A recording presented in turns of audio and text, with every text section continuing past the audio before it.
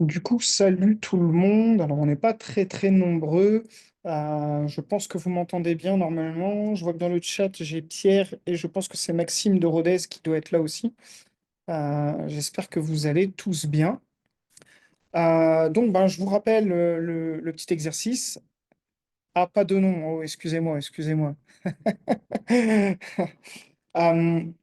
Euh, donc moi je me présente, je suis Fabien, je suis superviseur technique, enfin software engineer et responsable pédagogique pardon, à l'Alberton School de Toulouse. On est parti pour 1 heure de live coding. L'idée, c'est de proposer à nos étudiants de suivre des gens qui développent en live. Il n'y a pas forcément d'objectif de tutoriel ou pédagogique. Quand on peut, on essaye de faire des lives qui sont en lien avec des notions que nos étudiants voient au sein de l'Alberton School.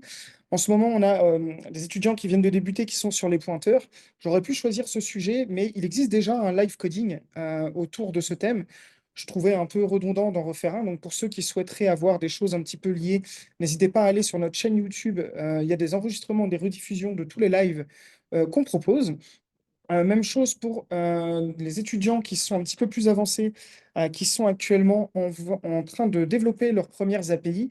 De la même manière, il y a déjà 2 live coding qui ont été faits sur ce sujet. Donc moi, j'ai choisi autre chose. Aujourd'hui, je vais vous proposer de faire quelque chose d'un petit peu ludique. On va travailler en HTML, CSS et JavaScript, le tout en vanilla, donc from scratch. On va se créer une petite application, un petit jeu en ligne, très simple, et on va rappeler quelques fondamentaux du développement web. On va surtout faire de la manipulation du DOM. Alors, le DOM, qu'est-ce que c'est?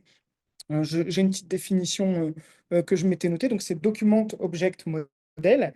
En gros, c'est une sorte de plan ou une représentation de votre page web que les navigateurs fabriquent lorsqu'ils chargent un site. En gros, ils transforment votre HTML en une structure sous forme d'arbre où chaque élément de la page est un nœud. Pour vulgariser ça un petit peu, imaginez que la racine, le tronc de l'arbre, c'est le document entier, que chacune des branches, c'est un élément de votre HTML, par exemple le body, une div ou toute une section ou tout autre élément, que sur chacune de ces branches, vous allez avoir des feuilles. Eh bien, ces feuilles, ce sont les textes, les images, les liens qui sont contenus dans les balises qui sont représentées par les branches.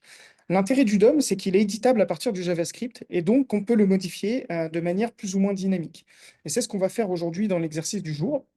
Euh, je vous propose aujourd'hui de coder, vous le voyez dans le titre ici, Simple Memory Game. Alors un memory game, c'est un petit jeu, vous savez, où on aligne des cartes devant soi.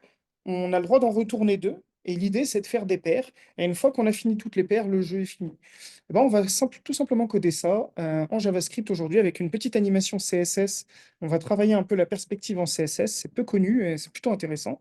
Et je vous propose qu'on attaque directement. Alors moi, j'ai d'ores et déjà créé un repo sur GitHub ici, hein, tout simplement. Je l'ai cloné sur mon VS Code et on va commencer par faire un basique, mais on va créer un readme.md, on va le push pour s'assurer que le lien entre notre Git local et GitHub est bien fonctionnel. Alors moi, j'utilise des templates pour mes readme que j'ai fait il y a déjà un moment. Ça me permet de gagner beaucoup de temps. Alors là, on va faire quelque chose d'extrêmement simple. On va enlever ce qui nous sert à rien. Donc moi, j'ai une petite image d'illustration et on va mettre un title. Donc, Simple Memory Game ici. On sauvegarde et on va directement le push ici. On met un petit message de commit. Creating readme.md file with project title. Voilà, j'ai pas fait de faute, non pas trop. Bon, de toute façon, c'est pas le plus important. Donc là, j'ai push. Ah, on me dit dans le chat les bonnes vieilles templates du Fab. Oui, parce que j'ai pas mal d'étudiants, vu que mes templates sont publics, qui les utilisent et il n'y a aucun souci, c'est fait pour. Alors, est-ce qu'ici, on a bien push? Non, parce que j'ai oublié un truc. Hop. Hum,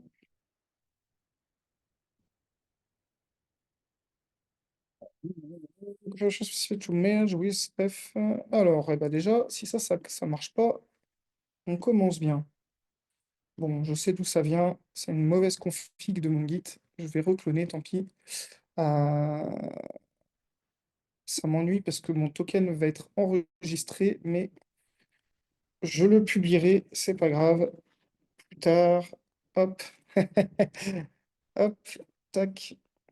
Hum, je le modifierai après le live.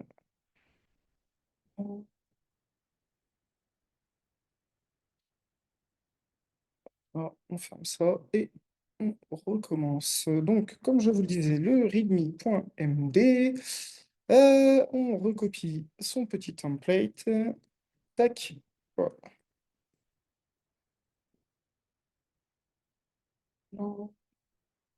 Hop, j'efface les mots que je ne veux pas avoir. Simple Memory Game, on perd un peu de temps, je suis désolé. Simple Memory Game, j'enregistre bien. Là, pourtant, j'ai bien une push. Creating un- file, this project title. On va essayer de ne pas perdre trop de temps avec ça, mais je pense savoir pourquoi. C'est parce qu'ici, hop, j'ai un réglage qui m'oblige à faire ça. Et là, normalement, si j'actualise le petit ici, j'ai bien mon README qui a été push, c'est bon, mon lien est bien créé. Donc vous voyez mon titre ici, Simple Memory Game qui est là. Bon, ça c'est mon petit template. Et du coup, on va pouvoir commencer à rentrer dans le vif du sujet et coder. Euh, Hop, première chose qu'on va faire, on va se créer les fichiers de base. Oui, on aime bien voler mes README. Oui, oui, il n'y a pas de souci, les gars, allez-y, c'est fait pour. Du coup, on va avoir besoin d'un index.html qui, comme vous le verrez très vite, va être extrêmement court. Mais on va en avoir besoin quand même. On va bien sûr avoir besoin d'un style.css, parce qu'on va avoir une belle partie CSS. Et on va avoir besoin d'un script.js. Alors, vous pouvez l'appeler script.js. Moi, j'aime bien l'appeler behaviors pour comportement. Script, enfin, j'aime bien dissocier les deux. Mais voilà un peu mes fichiers basiques, ce qu'on va avoir besoin pour ce petit projet. On va fermer les readme, on les met dans le bon ordre. Et on va se faire une petite structure HTML de base. Alors, c'est génial avec VS Code. Vous avez un raccourci, vous mettez le point d'exclamation et vous faites entrer et il vous crée déjà votre base. On peut, donc vous voyez là ici, vous ne le voyez pas sur mon clavier, mais j'ai appuyé sur la touche F1 de mon clavier et vous pouvez aller chercher ici format document. Alors moi je l'ai par défaut qui s'affiche parce que je l'ai configuré comme ça, mais ça me permet déjà, vous voyez, de formater mon HTML assez vite. J'aime bien coder de manière un peu aérée. Alors c'est peut-être un petit peu petit, je vais peut-être vous zoomer un peu. Ce sera peut-être un petit peu plus lisible. N'hésitez pas à me dire sur le son s'il y a quoi que ce soit sur le chat. Ici, on va se mettre le title, ben, toujours pareil, Simple Memory Game. Et on va tout de suite se faire son import. On va déjà faire l'import. Hop, j'inverse tout. Tac. Import du CSS. Donc là, vous avez un raccourci link ici. Et vous faites un point slash et vous allez chercher votre style. Ça permettra de l'importer directement dans votre page web. Donc là, pour l'instant, pour ceux qui savent déjà coder un peu HTML, CSS, c'est très très basique, hein. Je vais pas m'éterniser très longtemps là-dessus. Là, on va mettre les scripts. Donc là, je vais faire un truc que peu de gens font, parce qu'en général, quand les gens importent un script, JavaScript, ils font ça et ils le mettent à la fin de leur body comme ça. C'est qu'aujourd'hui, vous avez la possibilité de le mettre directement dans votre head ici. Il faut juste rajouter un petit mot-clé ici qui s'appelle défaire. Défaire, ça permet de demander à votre page de ne charger ce script que quand l'entièreté de la page est chargée. Alors, vous pouvez survoler comme ça, vous avez pas mal d'indications si vous voulez, si vous voulez pousser un petit peu la fonction défaire. Mais moi, j'aime bien avoir l'intégralité de mes imports au même endroit. Je trouve ça plus lisible et plus clair. Quand vous travaillez avec des gros volumes alors, le bitrate vidéo. Ok, peut-être si jamais ça rame, n'hésitez pas à me dire aussi, je couperai ma caméra. Je suis dans un endroit où le réseau est bon, mais pas non plus extraordinaire. Donc si jamais vous voyez qu'il y a des lags sur la vidéo, vous me faites un petit signe dans le chat. Je couperai ma tête n'est pas très utile pour le projet qu'on va développer. Ok, pour l'instant, c'est ok. Top, merci les gars.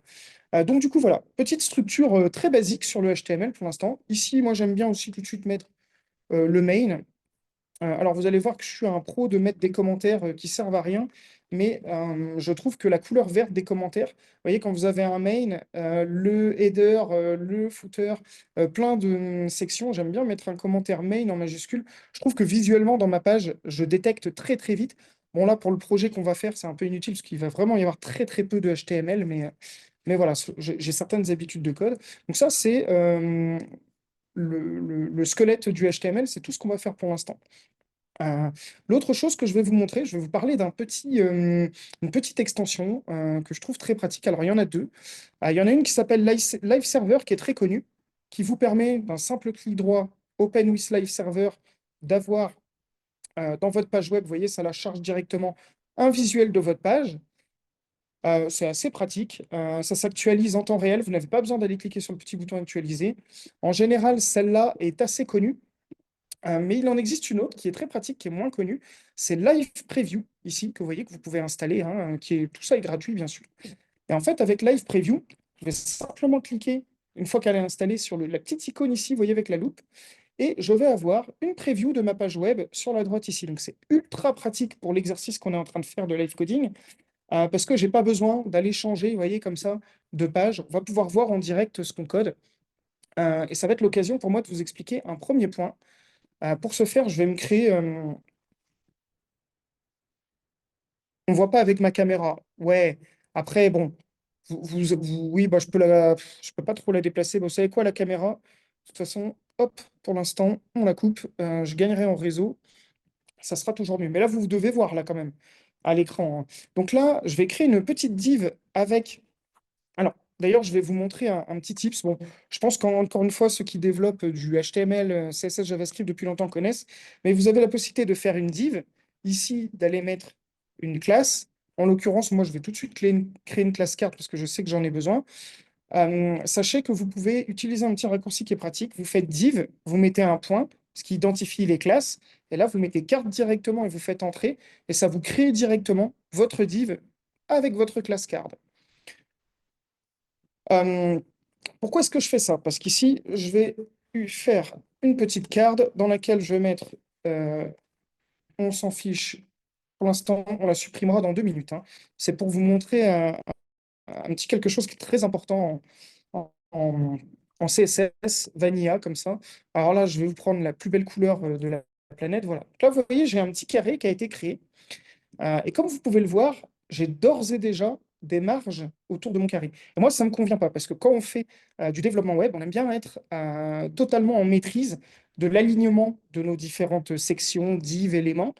Et les navigateurs, par défaut, vous mettent des marges, des paddings, des hauteurs de taille de texte.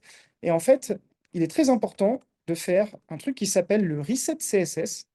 Encore une fois, lorsque vous codez en Vanilla, alors moi je mets toujours un petit commentaire comme ça.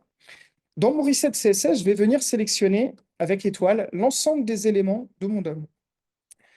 Je vais aussi sélectionner l'ensemble des before et des after. Alors, je ne vais pas vous faire un cours sur les before et les after là-dessus.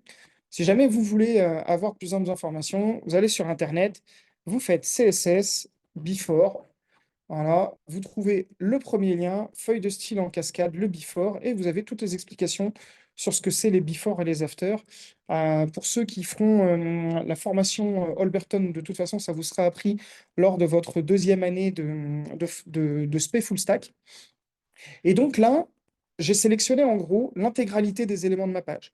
La première chose que je vais faire, je vais aller modifier une settings qui est le box sizing que je vais mettre en border box. Même chose, ça, pour découvrir ce que c'est, vous faites une petite recherche, toujours pareil, la documentation box sizing CSS. Et le meilleur moyen, c'est d'aller directement sur ce site parce que là, vous pouvez voir, je ne sais pas si vous le voyez bien, j'essaie d'aller un peu vite parce qu'on n'a qu'une heure et je ne veux pas perdre trop de temps sur certains basiques, mais vous voyez qu'ici, lorsque je clique sur Border Box, ça fait contenir l'intégralité de ma div dans son contenant. Donc, c'est hyper intéressant d'avoir ça. Ça vous permet d'aligner de manière parfaite vos éléments. Euh, Ça peut ne pas être utile pour certaines créations. Je vous inviterai à lire cette documentation. Elle est très bien faite. Elle vous explique, elle vous donne les versions sur lesquelles ça fonctionne. Vous voyez que c'est full compatible. Mais de base, moi, je vous conseille, quand vous êtes débutant en tout cas, de travailler toujours en border box. On va venir aussi annuler toutes les marges qui existent sur la page. Même chose pour les paddings sur la page, on va venir les annuler. Et là, vous voyez, je vais enregistrer. Et comme vous pouvez le voir, mon carré, il est venu vraiment se mettre maintenant dans l'angle. Il n'y a plus de marge, il n'y a plus de choses qui vont venir interférer avec la création de mes éléments web. Voilà, ce carré n'est là que pour vous illustrer ce petit reset CSS. En général, il y a un autre truc que j'aime bien aussi, c'est changer un élément qui s'appelle le scroll behavior et le mettre en smooth. Ça, c'est si vous utilisez des encres ou des liens intersites, ça vous permet d'avoir un scrolling très lisse, très doux. Là, de toute façon, on va travailler sur OnePage, j'en ai pas besoin, je ne le mets pas. Alors, sachez aussi qu'il existe des resets CSS déjà préétablis qui sont très conséquents, sur lesquels ça modifie énormément d'éléments par défaut. Vous pouvez les utiliser. Moi, j'aime bien avoir quelque chose d'assez basique, simple et que je contrôle, donc j'utilise le mien. Euh, voilà pour l'instant. Donc, vous voyez là, j'ai déjà créé, j'ai fait mon reset CSS, j'ai ma structure HTML. Pour le JS, j'ai rien à mettre. Eh ben, je vais faire un commit tout de suite dans lequel je vais mettre creating euh, basic files for the project. Bon, je suis pas toujours très inspiré sur mes noms de commit, mais c'est pas le plus simple. Creating basic file for the project, commit and push, on push. J'aime bien toujours vérifier pour être sûr que tout se push bien. Voilà, ok, là je peux travailler de façon sereine. C'est assez intéressant de commit assez régulièrement pour avoir un suivi de votre travail, pour pouvoir revenir en arrière. Bon, là, effectivement, pour un projet aussi petit que celui qu'on va faire, je vais peut-être surenchérir un petit peu les commits, mais voilà, on va voir ça. Du coup, comme je vous l'expliquais, on va créer un simple memory game et notre première étape, ça va être de designer nos cartes. Encore une fois, ici, on va aller afficher une série de cartes. L'idée, ce serait d'en avoir peut-être 8 sur lesquelles on va pouvoir cliquer pour les retourner. Et quand on en aura deux similaires, elles resteront retournées. Et quand elles seront toutes retournées, on affichera un petit message à l'utilisateur sur le nombre de coups qu'il a mis pour trouver les cartes et que ça reset à zéro.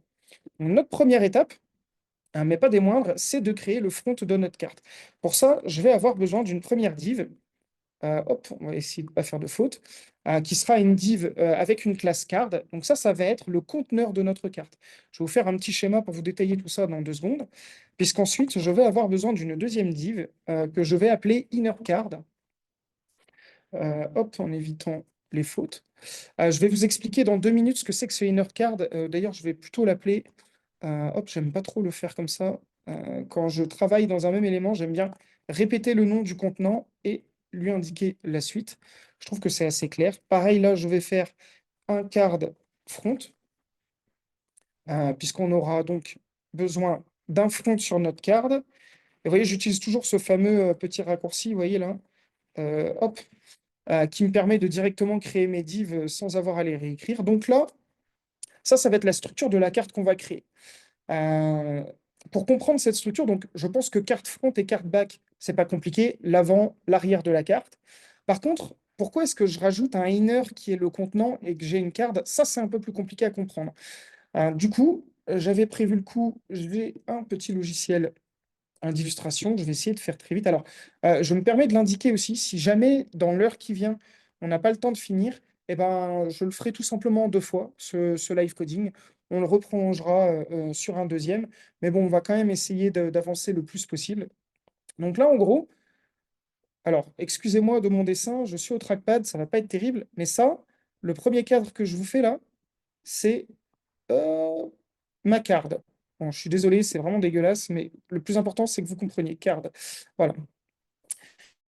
Euh, L'idée, cette carte, ce qu'on veut faire, c'est qu'elle puisse se tourner sur elle-même.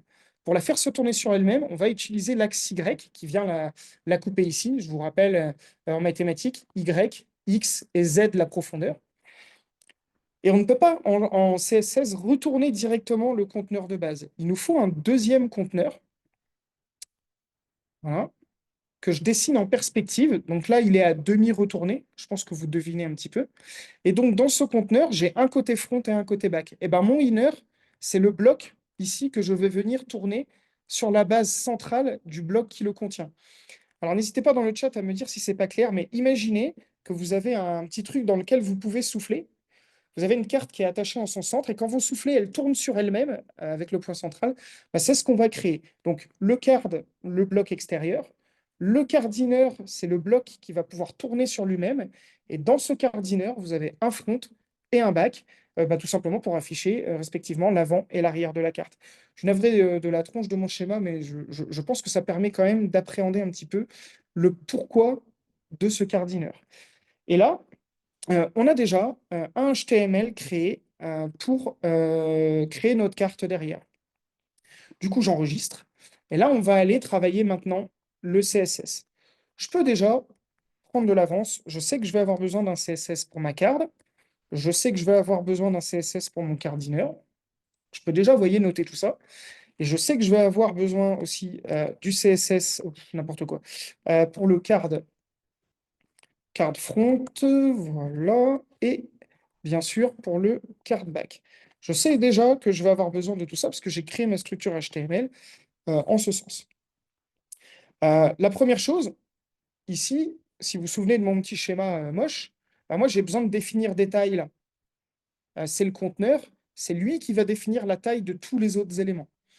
Alors moi je vais faire des cartes carrées parce que j'aime bien, je suis un mec carré, donc voilà, ça correspond. Donc on va y mettre une largeur. Je vais travailler en REM. Je peux vous expliquer rapidement, si vous voulez. On pourrait utiliser des pixels. Il faut savoir que un REM, c'est lié. Alors, hop, c'est lié à la taille la taille de base de la police de votre page web. En gros, moi, sur mon navigateur, c'est réglé comme la plupart des navigateurs à 1 REM égale 16 pixels. Donc là, 10 REM, vous avez 160 pixels à peu près de long.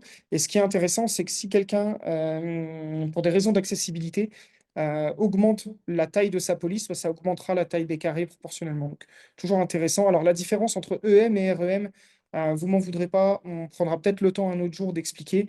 Là, on va pas partir sur ça. D'ailleurs, je vais lui mettre tout de suite un background color très moche. C'est juste pour voir si ça fonctionne et on la voit. Ok, très bien.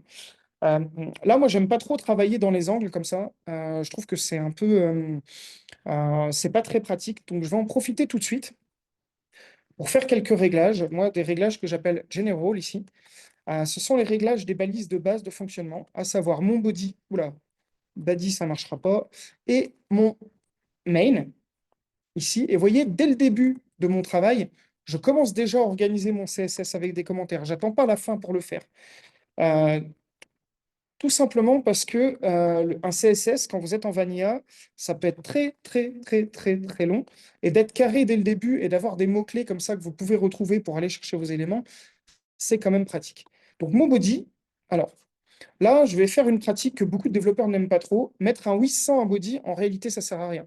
Votre body, il fait toujours l'intégralité de la largeur de base, globalement. Mais moi, j'aime bien le forcer comme ça. De toute façon, vous avez aujourd'hui des outils qui vous permettent de cleaner votre CSS après euh, euh, pour, euh, pour enlever les éléments inutiles. Mais moi, ça me permet en un coup d'œil de voir la taille de chaque élément et de l'avoir en tête. Ça, c'est plutôt dans ma phase de travail. Après, j'ai une phase de cleaning.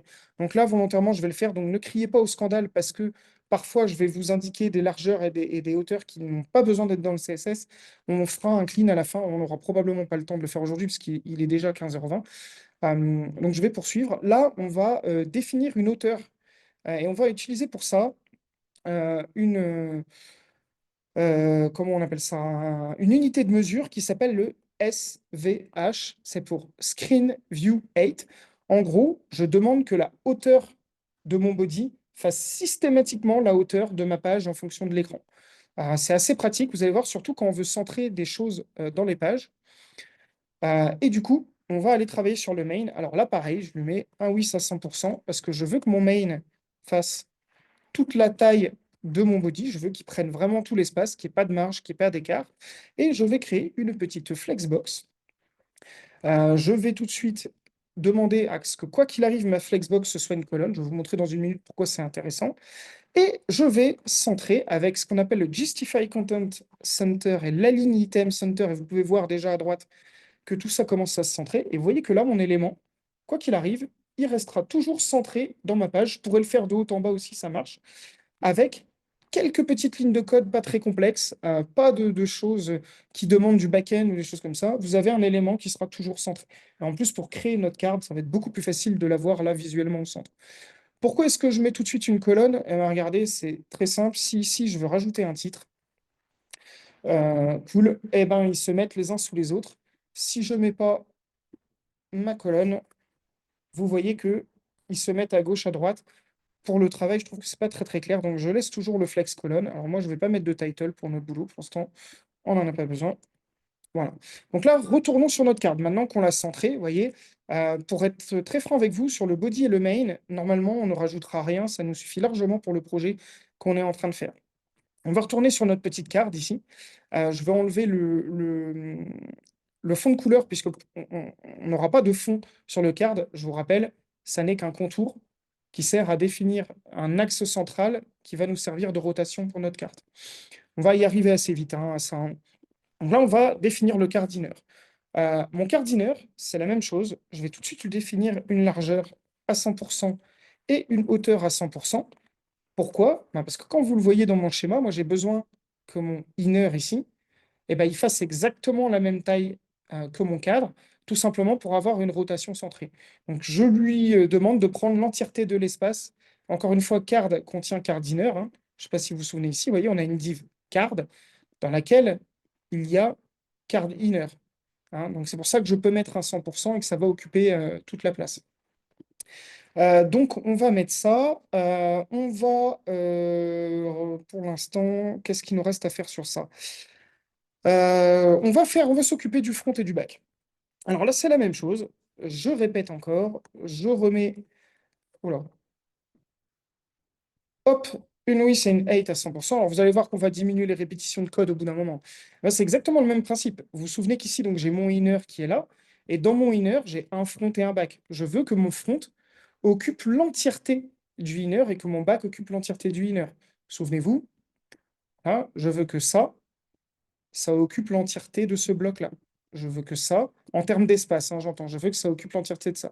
L'idée, c'est qu'il y en aura une qui sera devant et une derrière, et que quand on les tourne, l'une remplace l'autre. Donc c'est important d'avoir cette taille-là. On va tout de suite sur le front, on va définir une couleur de fond.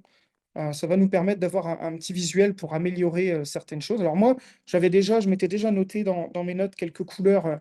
On va faire un petit vert, ça va être assez joli, hein. Voilà, c'est une couleur que j'avais déjà mise de côté, vous voyez. Voilà, elle n'est pas trop agressive. Euh, pour l'instant, c'est tout ce qu'on va faire sur notre front. Et dans notre bac, alors là, théoriquement, dans mon bac, il faudrait que je répète ça. Ça m'ennuie un peu de rajouter encore un élément. On va donc rajouter un petit CSS ici, qui va rappeler le card front, mais qui va aussi rappeler le card back pour appliquer des éléments communs aux deux. Vous voyez, on est vraiment sur du HTML, CSS relativement basique. Et vous voyez que le 100% ici, je vais venir tout simplement le déplacer là et le mettre là. En faisant ça, je vais tout de suite mettre en page parce que c'est un petit peu plus lisible.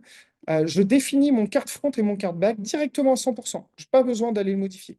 Ce qui me permet ici d'aller mettre les spécificités de différence sur chaque élément, à savoir, je ne mettrai pas le même background color. Là, on va mettre un petit gris. 1, 2, 3, 4, 5, 6, voilà. Ah, 1, 2, 3, 4, 5, 6. Alors, pourquoi ça ne marche pas? 1, 2, 3, 4, 5, 6. Ah, voilà, j'avais pas le bon nombre. Alors là, vous voyez que mes deux éléments sont l'un en dessous de l'autre. C'est pas ce qu'on veut. On veut qu'ils soient contenus dans le inner. Pour ça, on va devoir rajouter quelques modifications. La première chose, c'est qu'on va devoir faire en sorte que notre cardineur, il ait une position relative. Alors, voilà, pas absolue, relative. Alors, je vais vous expliquer dans quelques minutes à quoi ça sert quand j'aurai défini la position ici de mon card front et de mon card back. Donc ces deux éléments-là, en gros, je vais avoir envie qu'ils aient ce qu'on appelle une position absolue par rapport à un autre élément. En mettant le relatif ici, j'indique que ma position absolue, donc là, vous voyez, je vais mettre un position absolute, et vous voyez que là, oh, mince, il y a un carré qui a disparu. En fait, il n'a pas disparu, ils sont juste l'un sous l'autre. Vous voyez, là, j'ai mis en commentaire la couleur de mon card back et on voit bien que mon card front, il est bien existant toujours. Ils sont juste superposés. Qu'est-ce qui s'est passé? En gros, de base, vos éléments, ils ont des coordonnées X et Y. En définissant une coordonnée, une position absolue, je définis de base mes coordonnées de mes éléments, donc à savoir ces deux éléments-là, en 0 et 0. C'est un petit peu compliqué. Éventuellement, c'est toujours le même principe. Je vais toujours vous donner les mêmes conseils. Vous mettez CSS absolute relative.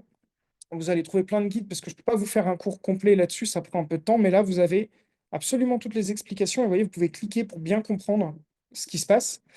Mais en gros, moi, ce que fait le code aujourd'hui que je vous ai présenté, c'est que ça renvoie à 0 et 0. Par contre, si je mets pas ça, vous voyez que là, il y a un problème. Il se passe quelque chose là qui n'est pas fonctionnel. Eh ben, c'est tout à fait normal. C'est parce qu'en fait, euh, la position de mon élément ici et sa hauteur et sa largeur, de base, elles sont relatives au body, donc à l'élément central de votre page, et en l'occurrence, à mon main qui est centré. Donc ça, enfin, c'est le centre. Là, on ne le voit pas parce que comme il y a des barres de scrolling, euh, il est important d'indiquer au code à partir de quelle position je veux être relatif. C'est pour ça que je mets là. Je suis désolé si mes explications sont confuses, c'est un peu compliqué, le relatif et l'absolu.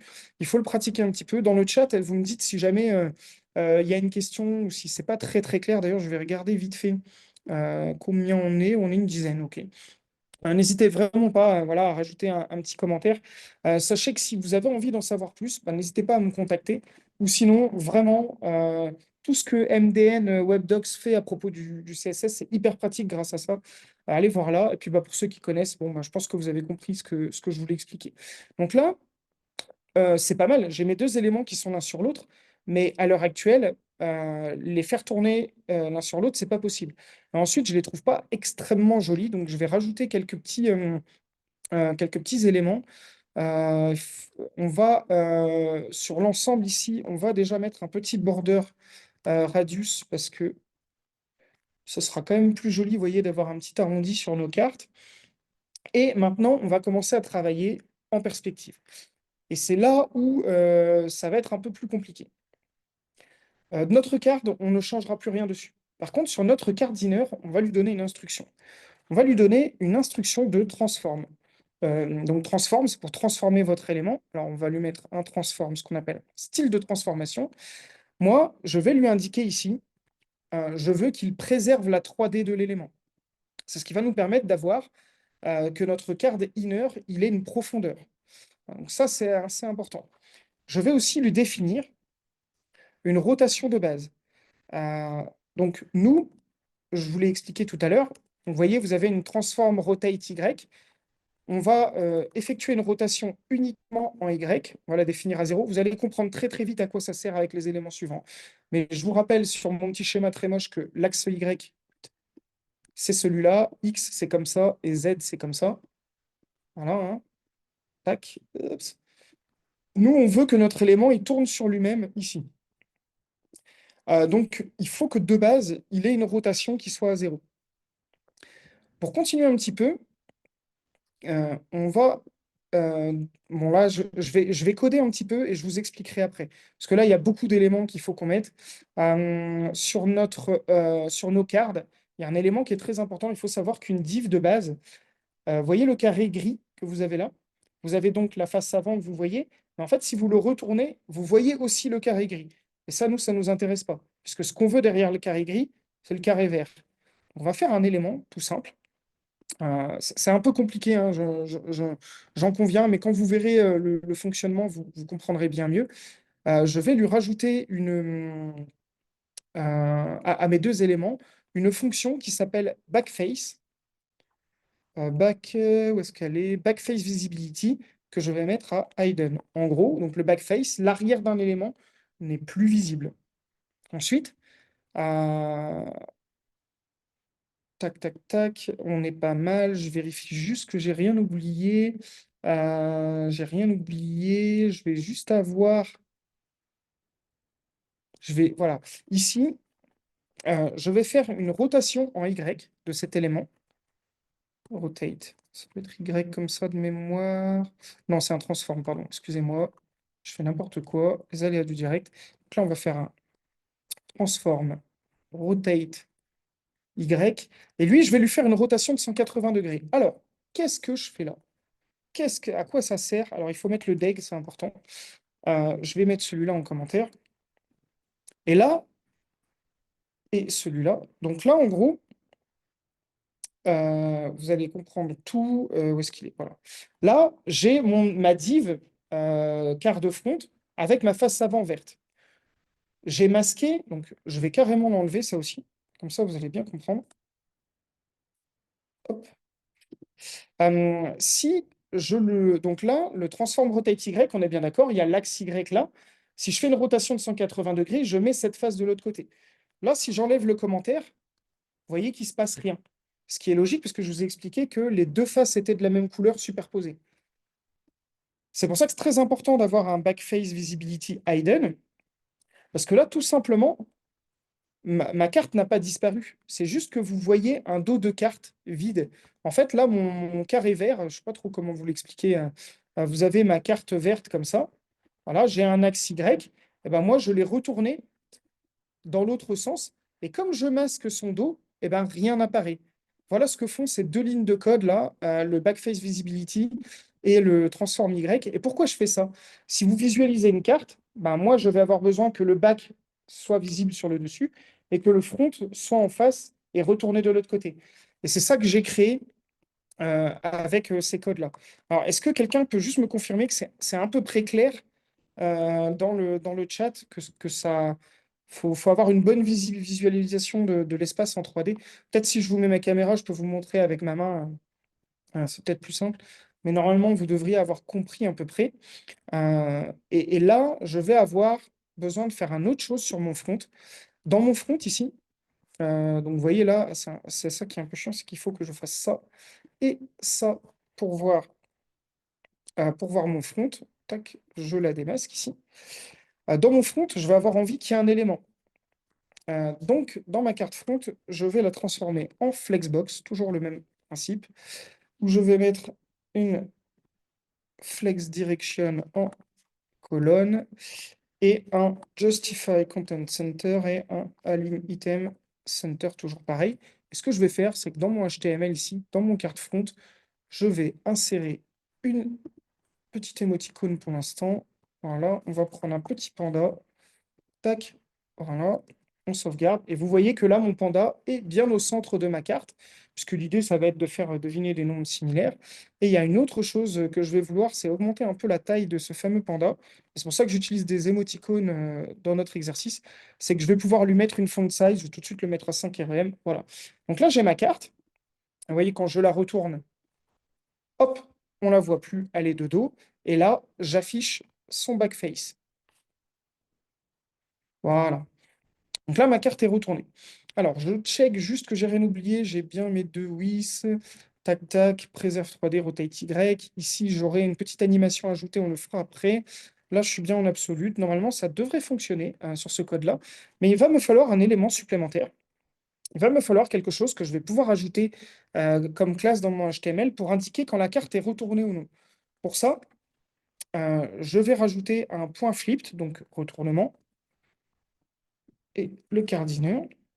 Et là, ici, eh ben, je vais tout simplement, d'ailleurs, je ne vais pas m'embêter, je vais copier celui-là, je vais faire une rotation de mon transform Y. Voilà, on fait une petite mise à jour.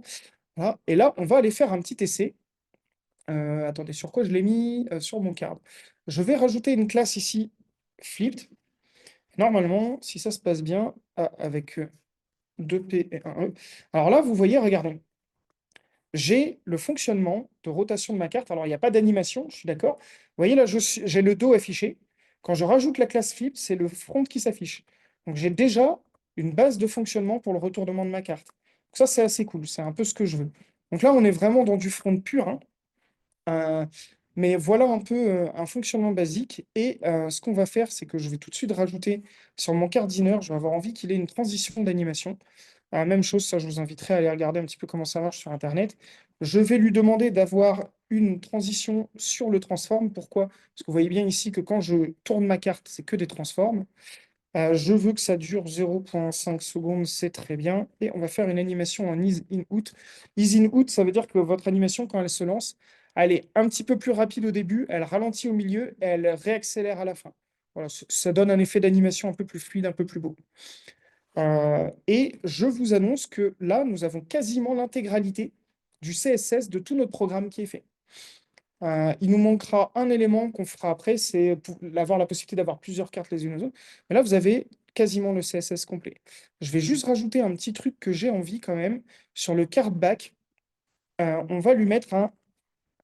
non, c'est un curseur. On va faire en sorte que quand on survole l'élément, vous voyez, il y a la petite main pour dire qu'on peut, à l'utilisateur qu'on peut cliquer. Et maintenant, on va passer au JavaScript. Alors là, on va pas faire grand-chose. On va push dans pas longtemps. Attendez, hop, je vérifie ça. Là, je vérifie que tout est bien. Et voilà. Là, ici, on va se créer une un tout petit morceau de JavaScript pour juste faire en sorte que quand on clique, la carte tourne sur elle-même. Donc, je vais avoir besoin d'une variable dans laquelle je vais identifier ma carte. Pour la récupérer de mon HTML, je vais faire un query selector rapide. De toute façon, c'est un code qu'on ne gardera pas après. Et je vais aller chercher ma classe card. Donc en gros, je crée une variable card. Je vais chercher dans mon document, vous vous souvenez, le fameux DOM dans mon document. Je sélectionne une query qui a pour identifiant une classe qui est card. Donc en gros, je vais sélectionner cet élément-là que j'identifierai par ça. Et je vais rajouter à mon élément card que j'ai créé un event listener. Alors, un event listener, c'est tout simplement une fonction qui permet d'écouter ce qui se passe sur la page web. En l'occurrence, moi, je veux voir est-ce que l'utilisateur clique sur cette carte. Donc, add event listener clique. Si l'utilisateur clique sur cette carte, je veux lancer une fonction. Alors, je fais exprès de ne pas utiliser de fonction fléchée pour ceux qui connaissent. Hein, je ne vais pas rentrer dans ça là aujourd'hui, on va faire vraiment du basique. Et moi, dans cet élément ici, je vais avoir envie de rajouter, vous vous souvenez, quand je rajoute la classe flipped ici, décidément, je ne sais pas pourquoi je mets deux i à chaque fois, voilà, il tourne ma carte. Donc moi, je veux rajouter dynamiquement cette classe à mon élément card. J'ai déjà l'identifiant de mon élément card, bah, je vais tout simplement faire card. C'est class list, pardon, je crois de mémoire. Ouais, c'est ça, class list.add et je vais lui ajouter ma classe flipped. OK. Donc là, j'ai un élément, j'ai ma passe qui est chargée, testons-la directement. Oh, et ben c'est pas mal. Vous voyez, on a notre effet de carte qui se retourne. C'est pas l'effet le plus dingue de la planète, mais ça marche plutôt pas mal. Vous voyez, on voit bien que ma carte se retourne. Donc là, quand je vous disais qu'on avait terminé le CSS de notre programme, globalement, nous, tout ce qui nous reste à faire, c'est afficher 8 cartes comme ça et faire une fonction qui vérifie si les cartes sont les mêmes ou pas. C'est pas un petit boulot, ça va prendre un petit peu de temps. Je pense qu'on sera un peu juste pour le faire aujourd'hui, on va voir. Mais voilà le fonctionnement. Donc là, moi, j'ai déjà un petit truc. Je vais juste faire deux petites choses. Moi, j'aime bien. En JavaScript, normalement, on utilise deux indentations. Hop, voilà, comme ça c'est plus propre. Là, on est bon, là, on est bon. Et je vais déjà push ça pour avoir une sauvegarde de cette partie. Et là, je vais mettre creating the card style. On n'est même pas obligé. The card style. Euh, bon, ça suffit. Creating the card style, puisque c'est ça qu'on a fait principalement. Et on commit et push. Voilà. Tac. J'aime bien check que ça a bien été commit. Ok, on est bon. Voilà. On va attaquer la suite. Toujours dans le chat, ça va? Vous suivez? Ouais, vous n'êtes pas très nombreux de toute façon. Donc pour ceux qui reverront ça en replay, ben, de toute façon, vous pouvez me trouver assez facilement sur GitHub et le code sera posté et publié si vous voulez aller l'analyser et voir un peu plus de détails. Voilà. Donc là, on a avancé un petit peu. Maintenant, moi, j'ai un problème. C'est que je vais pas. Je pourrais faire ça là pour créer d'autres cartes. Vous voyez? Voilà, je peux créer plusieurs cartes. Oui, bon, voilà, je sais pas pourquoi ça marche. Ah bah oui, parce que hop, voilà, actualise. Bon, vous voyez, je peux même pas retourner toutes les cartes. Alors là, je sais pas pourquoi. Ah bah oui, je sais, c'est parce qu'il faudrait que je fasse un query selector ici, all. Query selector all, voilà. Et là, normalement, query selector all.card, tac, tac, tac, tac, selection, ouais, c'est ça. Bon. Bon, de toute façon, je vous avoue, je ne vais pas trop me prendre la tête avec ça, parce que vous voyez, ce code, ce que je vais faire, c'est que je vais l'effacer, parce que j'en aurai pas besoin, parce que ça ne me convient pas du tout. Nous, ce qu'on va faire, c'est qu'on va effacer tout ça. On va effacer tout ça et on va se créer une seule div avec un ID cette fois, donc pas une classe. Donc là, vous voyez, je mets le symbole de l'ID et euh, on va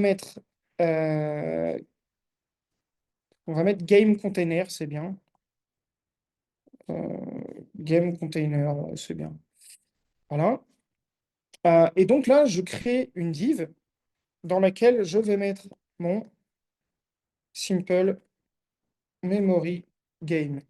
Et moi, je vais utiliser cette div comme réceptacle de ce que mon code JavaScript va insérer à l'intérieur.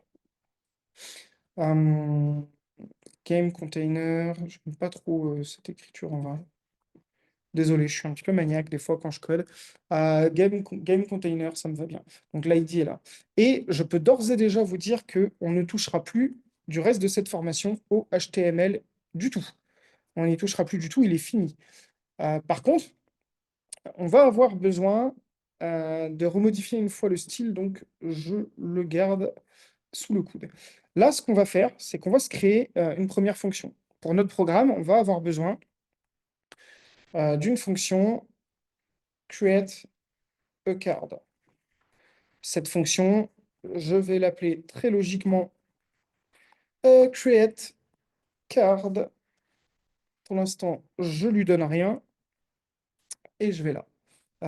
Tac, tac, create card, j'ai bien écrit. Voilà.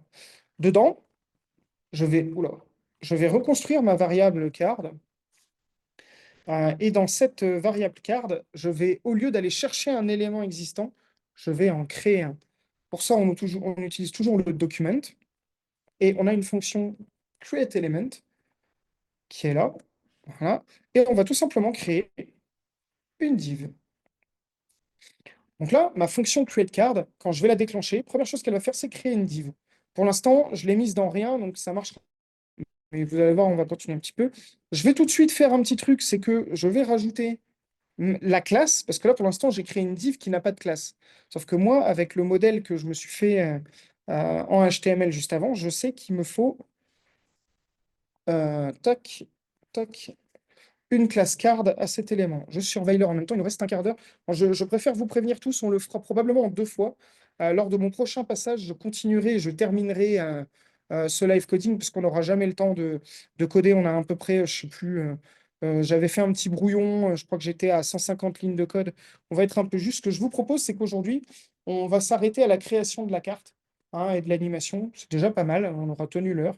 Et on poursuivra une prochaine fois. Je vous indiquerai sur les Slack quand est-ce qu'on continuera. Bon, là, on va continuer. J'ai besoin d'un deuxième élément. Mon deuxième élément, vous vous souvenez, c'est un card inner. Et ben, je fais la même chose. Je fais un document.create element qui va s'appeler tout simplement card. Pardon, non, je suis débile. Excusez-moi, c'est une div qu'on va créer ici. Et je vais faire tout de suite aussi, vous voyez, je ne perds pas de temps. J'ai mon modèle. Alors moi, je le connais par cœur parce que c'est un modèle qui n'est pas très, très complexe, mais vous pourriez très bien l'avoir gardé dans votre HTML, ne pas l'avoir effacé comme j'ai fait avant, il n'y a pas de problème. Et ici, je vais rajouter card inner comme élément. On est toujours, donc là, on a créé notre div card inner. Maintenant, on va avoir besoin de nos cartes front et de notre carte back. Même chose, carte front, je garde volontairement, vous voyez, moi j'aime bien travailler comme ça, mettre mes classes avec un tiret et mettre les noms de mes fonctions avec l'écriture camel case comme ça. Je trouve que ça me dissocie bien ce qui appartient au JavaScript de ce qui appartient au HTML. Il n'y a pas de règles très précises, mais je trouve que ça clarifie souvent un petit peu mon code. Voilà, moi j'aime bien faire comme ça. Donc là, document.create create element et même chose, on fait une div à laquelle on va tout de suite mettre. Donc là, vous voyez, avec l'autocomplétion, c'est très pratique. Carte de front, class list.add et même chose, carte de front. Alors, vous verrez beaucoup en JavaScript des gens qui utilisent les guillemets simples comme ça. C'est la norme la plus utilisée. Enfin, moi, c'est vrai que j'ai l'habitude d'utiliser des guillemets doubles. Il n'y a pas de. La seule chose qu'il faut savoir, c'est que si vous avez envie de mettre un L apostrophe, ben, avec des guillemets doubles, vous pouvez, alors qu'avec des guillemets simples, vous ne pouvez pas. Bon, comme je suis français et que j'écris beaucoup en français, voilà, Je- en bon, l'exception culturelle française, je mets des guillemets doubles. Je dis pas que c'est la meilleure des études, hein, c'est juste ma façon de coder. Et ce qui est bien, c'est que ça vous permet de reconnaître quand c'est moi qui code, de quand c'est ChatGPT. Ça, c'est rigolo aussi. Donc, card back, même chose. Alors là, je vais peut-être, voyez, peut-être faire un petit copier-coller pour gagner un petit peu de temps. Voilà, et même chose ici, puisque on est bien d'accord que mon objectif, c'est de créer. Donc là, j'ai un code qui est capable de me créer globalement l'intégralité des éléments que j'avais dans mon HTML. Souvenez-vous, dans mon HTML, j'avais une div card, ma div card inner et mes deux div card front et card back qui étaient dans ma card inner. Donc maintenant, ce que je vais faire, c'est que je vais mettre un petit peu tout ça dedans. Euh, Ma première étape, c'est que dans card inner, je vais mettre, donc il y a une fonction qui s'appelle append child. Voilà, card inner. Point. Append child. Donc append child, c'est rajouter en tant qu'enfant de cette div une autre div. Et on va mettre card front. Voilà. Et je vais faire petit copier-coller puisque la suivante, bah, je mets card back dans card inner hein, tout de suite. Hein. Et on va faire la même chose sur card. Et dans card, si vous vous souvenez bien, je peux faire un append child sur simplement card tout seul. Alors là, card back, qu'est-ce qu'il veut pas? J'ai oublié le B majuscule. Voilà. Et là, il va me manquer une chose, c'est que mon élément card, pour l'instant, je peux le mettre dans rien. Je vais avoir besoin de récupérer. Alors attendez, zut, il faut que je réouvre mon HTML. J'aurais dû le garder, je vais le garder d'ailleurs, on va le garder en permanence. Il va falloir que je récupère cette div, puisque c'est dans cette div que je veux créer mon jeu. Pour ça, je vais simplement me créer une constante ici en haut, enfin une variable, qui va s'appeler game container. Et là, je vais aller faire un document.get element by ID, puisque c'est un ID. Oh là, by, euh, get element by ID, pardon. Et je vais mettre ma classe de mémoire. J'avais bien mis game container, hein, vérifie quand même. Game container, voilà. Donc là, je crée une variable game container qui me permet de récupérer. Et je vais tout simplement faire ici. Je vais récupérer cette variable que je vais pouvoir réutiliser au niveau de mes différentes fonctions, parce que vous voyez, je ne l'ai pas déclarée dans la fonction, je la déclare à l'extérieur. Donc je mets mon game container .append child et cette fois, je vais mettre mon card. Et là, ce que je vais faire, c'est que je vais créer, parce que là, vous voyez que pour l'instant, il n'y a rien qui s'affiche. C'est normal. Ma fonction n'est appelée nulle part. Je vais juste créer un petit quelque chose. Je vais appeler le document et je vais lui rajouter un event listener. Et cet event listener, ça va être DOM content loaded. En gros, à partir du moment où il charge votre page, je vais lui demander d'exécuter la fonction que j'ai nommée create card. Et si je ne me suis pas gouré, que j'enregistre, normalement, non, il ne le met pas. Alors, qu'est-ce que j'ai pas bien fait? Forcément quelque chose. Document.add c'est content loaded function. Normalement, ça va marcher. Ou alors, peut-être que j'en ai pas besoin. Si je l'appelle directement. Alors, j'ai quelque chose que j'ai dû faire qui ne marche pas. Je relis juste mon code si ça ne vous gêne pas. Vous voyez, ça fait partie de quand on dev. En plus, en parlant beaucoup, on oublie des éléments. Donc, j'ai bien create element div. Alors, je vais faire juste un petit truc. Je vais l'ouvrir en live server. Et vous voyez, j'ai un élément qui ne va pas. Ok, c'est dans mes append child, j'ai une erreur. Tac. Hein, vous vous souvenez, le framework, hein, lire les messages d'erreur, il me dit bien que j'ai un problème de hiérarchie. Donc ça veut dire que je n'ai pas appelé les choses au bon endroit. Donc j'ai cardinner, append child, card front. Ça, je pense que c'est bon. Cardinner, append child, card back. Ah bah oui. Bah oui, je suis un petit peu débile. Ici, c'est inner. Voilà. Et du coup, alors attendez, je vais faire juste un petit truc parce que je pense que ça, c'était bon. Et ici, on va mettre cardinner. J'actualise. J'actualise ici. Alors, j'ai plus d'erreur, mais ma carte n'apparaît pas. Tac, tac, tac, tac, tac. Bon, de toute façon, je sais que c'est bon, mais on va voir pourquoi. Trade card. Mhm. Tac, tac, tac, tac. Comment je vais faire ça?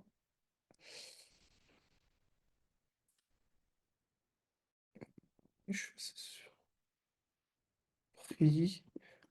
Eh ben, on va juste faire un petit truc que plein de devs font. Pourtant, c'est bien ça. Document unloaded. Alors là, hop, peut-être un petit trou de mémoire sur le code. Hop, je vais aller voir sur des trucs assez basiques que j'ai fait en web. Est-ce que j'ai pas fait une faute de frappe quelque part? Là-dedans, j'ai pas. Est-ce que là-dedans, je vais avoir. Hum,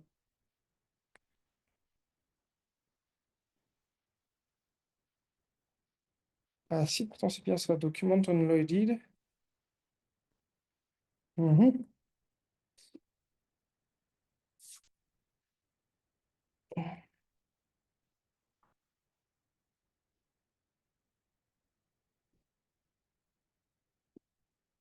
Ok.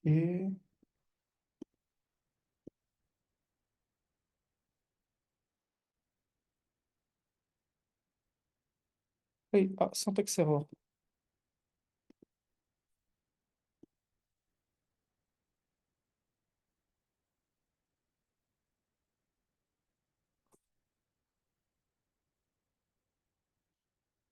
Ok, bon, ça change rien du tout.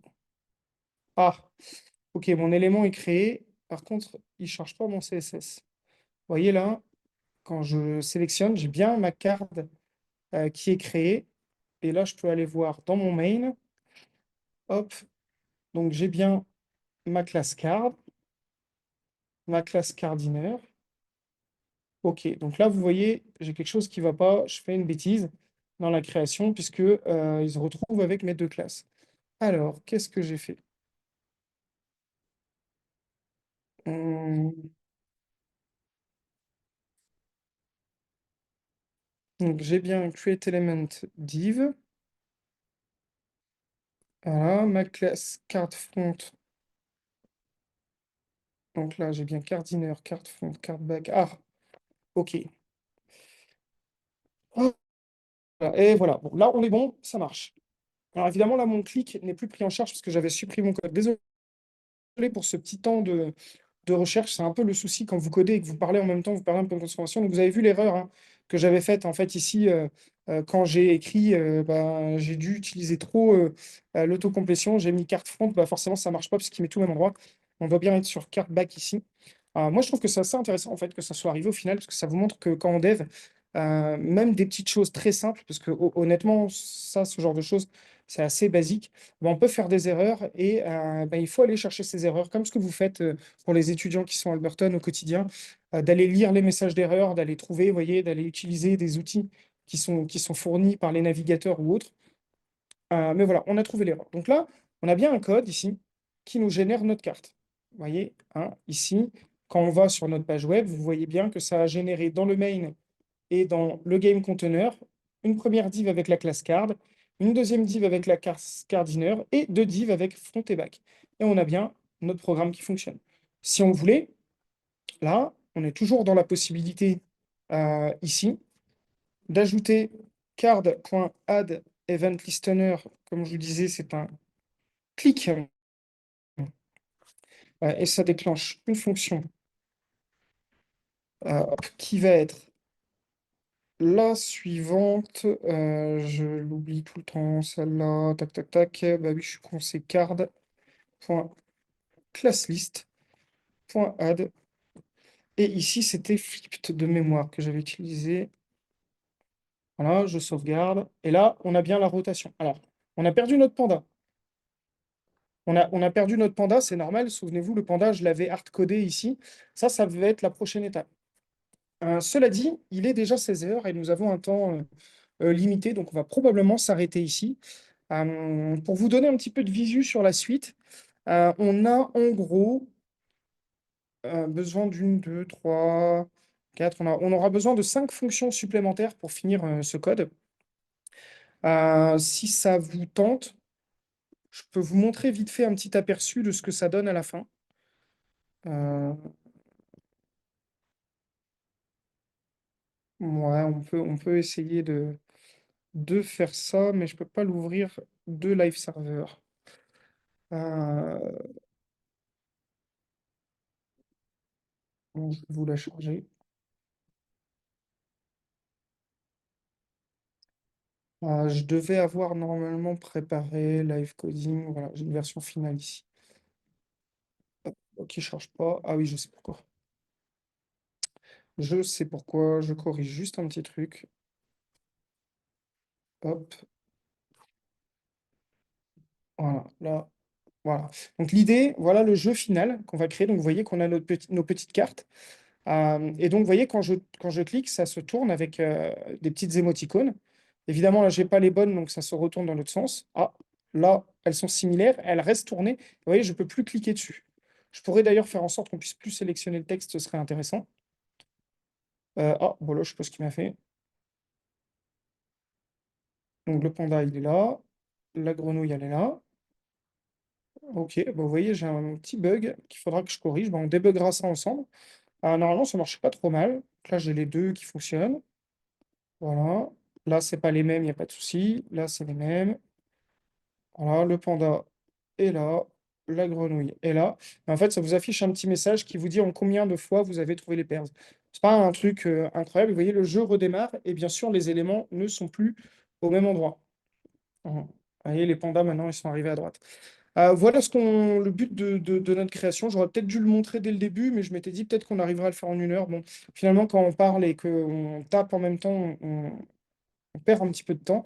Est-ce que c'est bon pour les gens qui sont encore là? Alors, je ne sais pas qui reste. On a 8 personnes qui sont là. Euh, eh bien, écoutez, on va s'arrêter là pour aujourd'hui. On poursuivra dans un prochain live coding. Moi, je vais garder les codes qui sont là. Donc là, bah, j'avais ma prépa. On va garder le code tel qu'il est. De toute façon, il est sur GitHub. Donc, on reprendra. Je vais peut-être push cet élément-là. Je ne sais pas si c'est intéressant de le push. Oui, si, on peut push ça. On va faire pour terminer, vous voyez, pour clore un peu ce live coding. Hop. Hop, et on fait un dernier push pour sauvegarder ça. Et là, on va faire creating. Je mets des petits guillemets. Create card function. Comme ça, vous voyez, c'est très clair. Oups. Creating create card function. Je vérifie juste que c'est à peu près propre. Oui, ça, ce sera à modifier, bien évidemment. Ça, on le supprimera après. Mais voilà, on pourra partir sur cette base-là. Et puis, on est parti pour push cet élément. Comme ça, on aura juste à recloner le moment venu. Et on est là, on retourne sur le guide du Fabi. Voilà. Eh bien, écoutez, il me reste à vous souhaiter une bonne journée, une bonne fin de journée. On poursuivra dans un deuxième live coding pour terminer tout ça. Et puis, ben, à bientôt, tout le monde. Salut!